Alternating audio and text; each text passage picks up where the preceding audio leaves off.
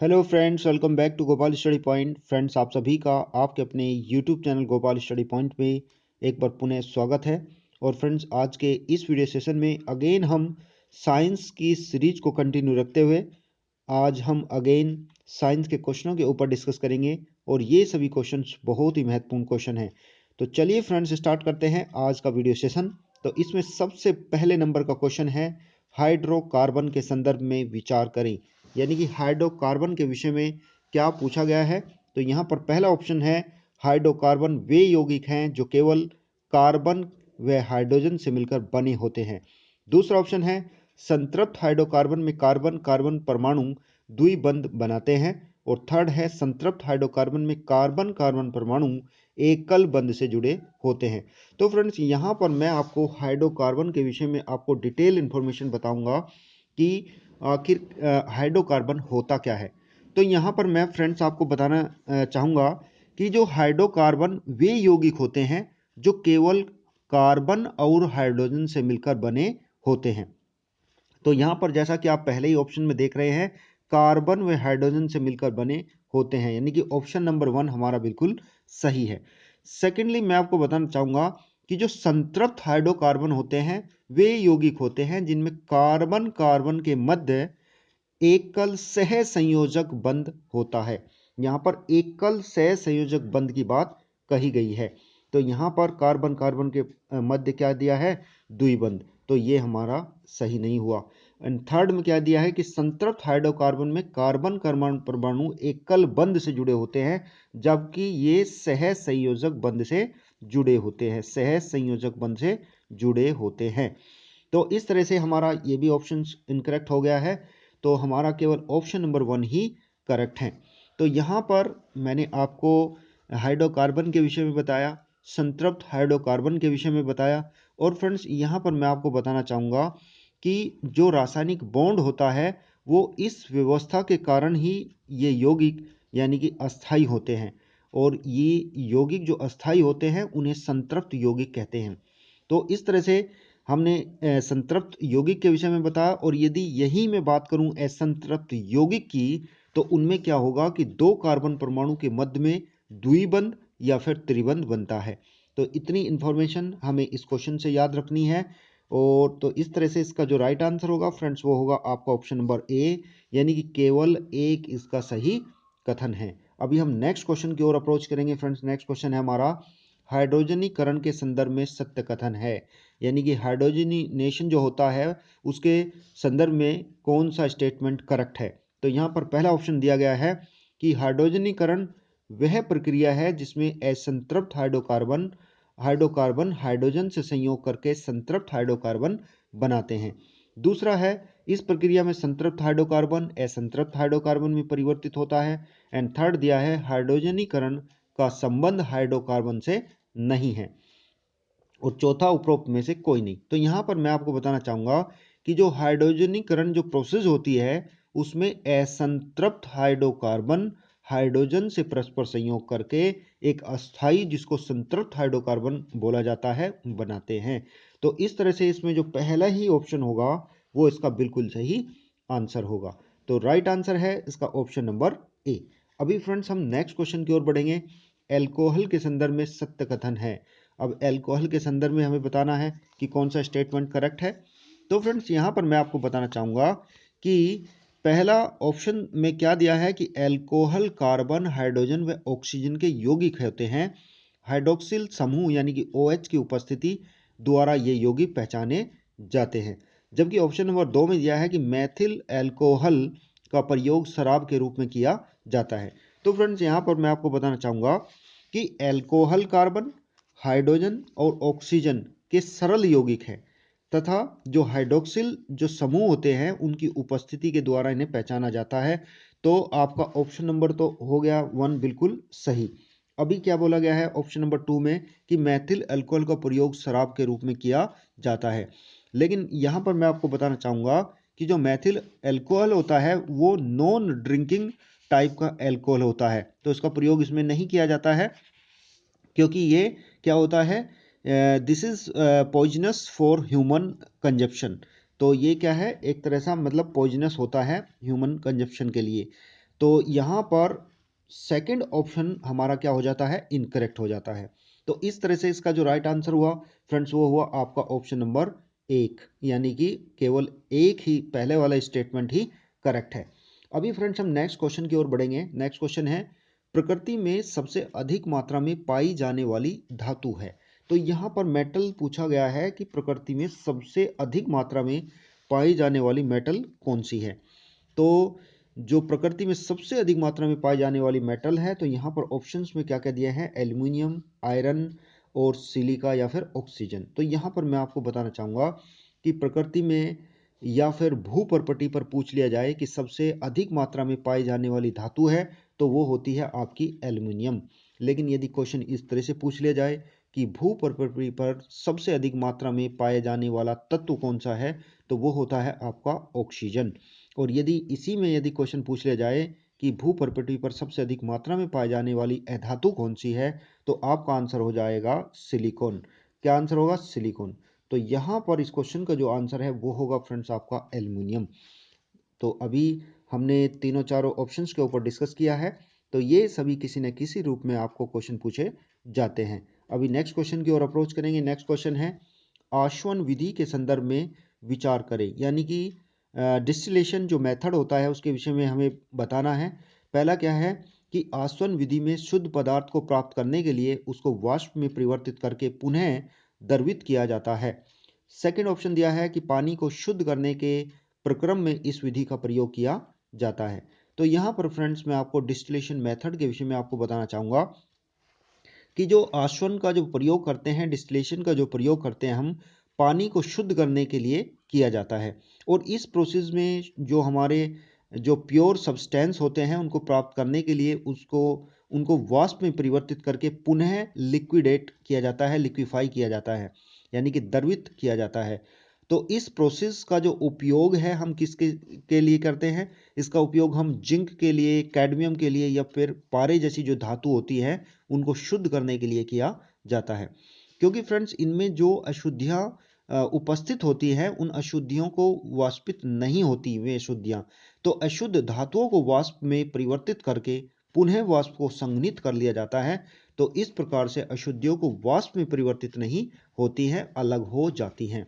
तो इतना प्रोसेस हम डिस्टिलेशन मेथड के अंतर्गत करते हैं। तो यहाँ पर जो इसका राइट आंसर हुआ फ्रेंड्स वो हुआ आपको, जैसा कि पहला ही ऑप्शंस करेक्ट है और दूसरा ऑप्शन भी इसका करेक्ट है, यानी कि इस तरह से इसके दोनों ऑप्शंस आपके करेक्ट हैं। तो यानी कि ऑप्शन नंबर सी इसका सही आंसर होगा। अभी फ्रेंड्स नेक्स्ट क्वेश्चन की ओर बढ़ेंगे और उससे पहले आपसे रिक्वेस्ट है, यदि आपने वीडियो को अभी तक लाइक नहीं किया है तो प्लीज़ वीडियो को लाइक कीजिए और साथ के साथ इस वीडियो को अपने सभी फ्रेंड्स में शेयर कर सकते हैं, सो दैट फ्रेंड्स उनकी भी हेल्प हो सके। तो चलिए फ्रेंड्स इस नेक्स्ट क्वेश्चन की ओर अप्रोच करते हैं। नेक्स्ट क्वेश्चन है हमारा, हमारे शरीर में त्वचा निम्नलिखित में से कौन से कार्य करती है। बहुत ही सिंपल क्वेश्चन है, एकदम प्रैक्टिकल बेस्ड क्वेश्चन है। तो यहाँ पर त्वचा यानी कि स्किन का वर्क आपको बताना है। तो पहला है शरीर का ताप संतुलन, बिल्कुल सही है।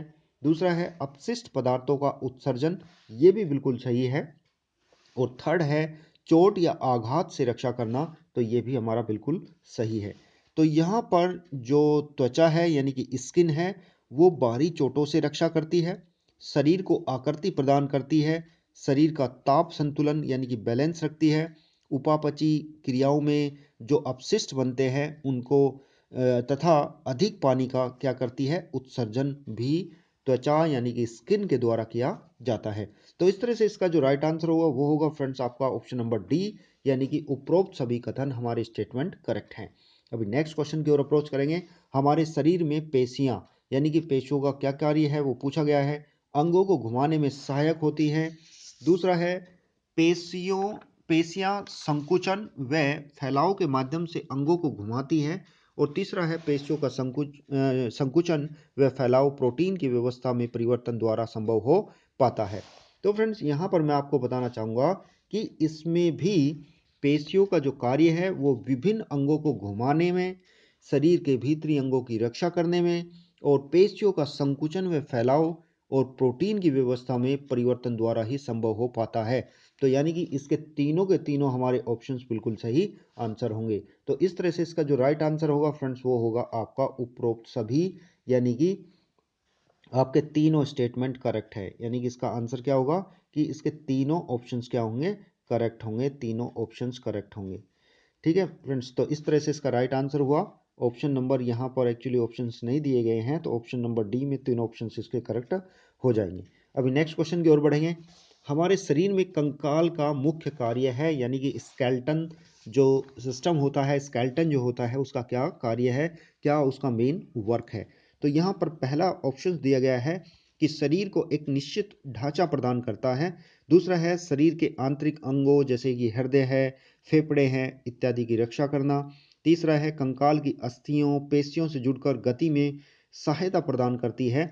तो फ्रेंड्स यहाँ पर मैं आपको बताना चाहूँगा कि जो कंकाल है, जो स्केलेटन है तथा जो अस्थियां होती है वो शरीर के ढांचे का निर्माण करके उसे निश्चित आकार प्रदान करती है और गति में भी सहायता करती है।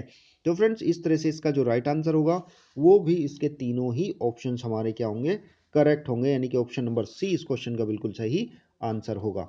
अभी नेक्स्ट क्वेश्चन की ओर अप्रोच करेंगे। नेक्स्ट क्वेश्चन में आप यहाँ पर देखेंगे कि शरीर व वातावरण तथा कोशिका व उसके पर्यावरण के मध्य गैसों का आदान प्रदान होता है। तो किसके द्वारा होता है? तो यहाँ पर फ्रेंड्स मैं आपको बताना चाहूँगा कि शरीर तथा वातावरण और कोशिका व उसके पर्यावरण के मध्य जो गैसों का आदान प्रदान होता है वो होता है फ्रेंड्स श्वसन तंत्र के द्वारा। किसके द्वारा होता है?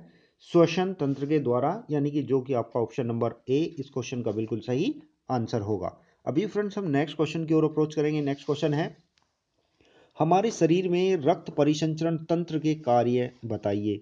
तो रक्त परिसंचरण तंत्र के क्या क्या कार्य हैं, तो ये आपको ऑप्शंस के माध्यम से बताना है। तो यहाँ पर पहला ऑप्शन दिया गया है कि पोषक पदार्थ व ऑक्सीकृत रक्त को शरीर के विभिन्न अंगों की ओर ले जाना, उपापचयी अपशिष्ट पदार्थों को उत्सर्जी अंगों तक ले जाना, और उपरोक्त यानी कि दोनों बिल्कुल सही हैं। तो इसमें यहाँ पर फ्रेंड्स मैं आपको बताना चाहूँगा कि जो पोषक पदार्थ व ऑक्सीकृत जो रक्त होता है उसको शरीर के विभिन्न अंगों की ओर ले जाना तथा उपापचयी अपशिष्ट जो पदार्थ हैं जैसे कि उनमें आपका कार्बन डाइऑक्साइड आता है, तो शरीर के विभिन्न भागों से वो उसको एकत्र किया जाता है, और शरीर की जो प्रतिरक्षा जो प्रणाली है वो एक स्थान से दूसरे स्थान पर ले जाना भी ये रक्त परिसंचरण तंत्र का हमारा कार्य होता है। तो इस तरह से फ्रेंड्स इसका जो राइट आंसर होगा वो होगा फ्रेंड्स आपका ऑप्शन नंबर सी, यानी कि दोनों स्टेटमेंट हमारे करेक्ट होंगे।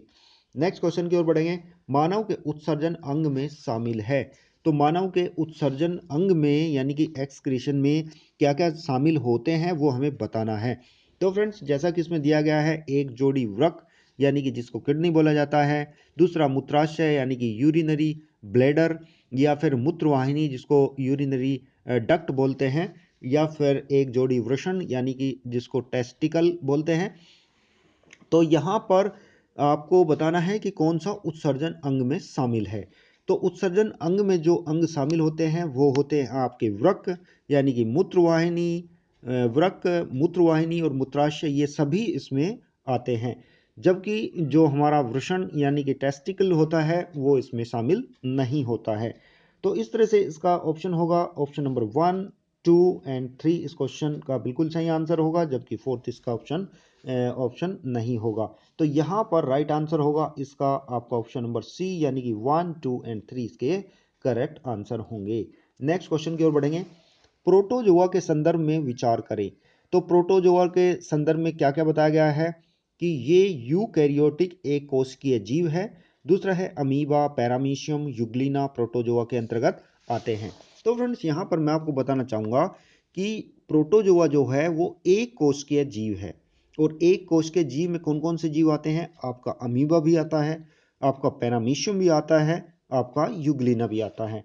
तो इस तरह से फ्रेंड्स यहाँ पर मैं आपको बताना चाहूँगा कि ऑप्शन नंबर 1 और ऑप्शन नंबर 2 हमारे दोनों ही स्टेटमेंट करेक्ट हो जाते हैं, यानी कि आपका ऑप्शन नंबर सी इस क्वेश्चन का बिल्कुल सही आंसर होगा। अभी नेक्स्ट क्वेश्चन की ओर अप्रोच करेंगे। नेक्स्ट क्वेश्चन है हमारा, नेक्स्ट क्वेश्चन है स्पंज है, यानी कि स्पंज क्या है।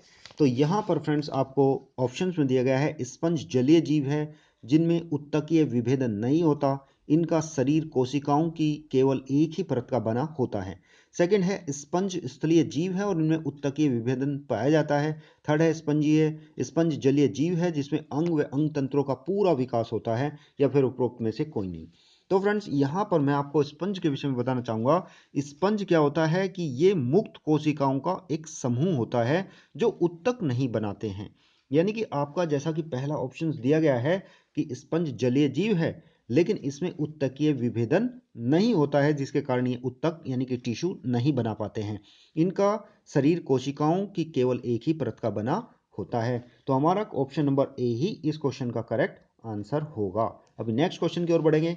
कोशिका की खोज की थी, बहुत ही सिंपल क्वेश्चन पूछा गया है। कोशिका की खोज की थी, आप अपना आंसर कमेंट बॉक्स में लिख सकते हैं।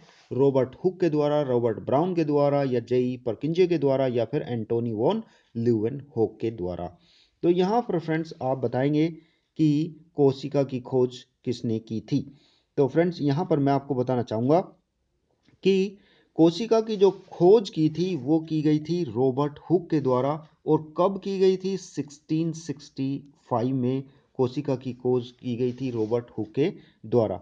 जबकि फ्रेंड्स यदि मैं जेई परकिंजे के विषय में बताऊं तो इन्होंने जीव द्रव को प्रोटोप्लाज्म का नाम दिया था। और जबकि जो हमारे स्लाइडेन स्वैन हुए हैं तो इन्होंने कोशिका के सिद्धांत को दिया था। और एंटोनियो वॉन ल्यूवेनहोक की यदि मैं बात करूं तो इन्होंने जीवित कोशिका की खोज की थी। तो इस तरह से हमें हमारा जो राइट आंसर होगा इस क्वेश्चन का वो होगा फ्रेंड्स आपका option number A, Robert Hooke. अभी next question and the last question of this video देखेंगे। फ्रेंड्स ये सभी जो क्वेश्चंस हैं हमने बहुत ही सिलेक्टिव क्वेश्चंस लिए हैं और ये किसी न किसी एग्जाम में पूछे हुए प्रश्न हैं। तो आपसे रिक्वेस्ट करेंगे कि सभी क्वेश्चनों को आपको अच्छे से समझना है और याद करना है। आप वीडियो को 1 से 2 बार देख सकते हैं, अपनी तैयारी को बेहतर मजबूत बना सकते हैं। तो चलिए फ्रेंड्स लास्ट क्वेश्चन देखते हैं इस वीडियो का। इलेक्ट्रॉन सूक्ष्मदर्शी से देखने पर कोशिका में 3 स्पष्ट भाग दिखाई देते हैं। तो कौन कौन से भाग दिखाई देते हैं? जिसमें आपका पहला भाग है कोशिका झिल्ली जिसको सेल मेम्ब्रेन बोला जाता है। दूसरा है केंद्रक यानी कि न्यूक्लियस। एंड थर्ड है कोशिका द्रव्य जिसको साइटोप्लाज्म बोला जाता है। तो यहाँ पर मैं आपको बताना चाहूँगा कि सभी कोशिकाओं में मुख्य रूप से 3 भाग होते हैं। पहला इसमें कोशिका झिल्ली का, दूसरा कोशिका द्रव्य का और तीसरा होता है केंद्रक का।